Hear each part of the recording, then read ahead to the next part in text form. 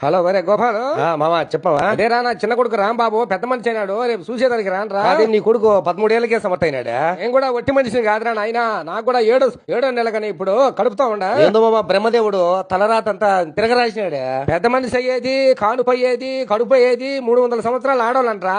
ఇప్పటి నుంచి మనమంటరా స్వామి, బ్రహ్మదేవుడు చెప్పినాడంట నాయన.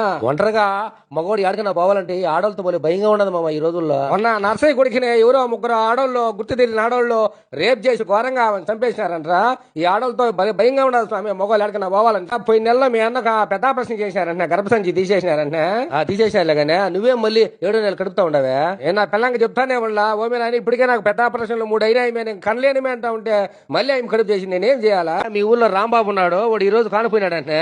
ఏం బిడ్డ వంశాన్ని నిలబెట్టి ఆడపిల్ల పుట్టిందంట, నవ్వుకుంటున్నారు, పండగ చేసుకుంటున్నారు వాళ్ళు. అది మామ బ్రహ్మదేవుడు ఎందుకు ఈ విధంగా చేసినాడే? ఆడదాని విలువ తెలియాలని మగవాళ్ళకి పెట్టినాడంట నాయన. ఆడోళ్ళుగా ఉండాలంటే భలే కష్టంగా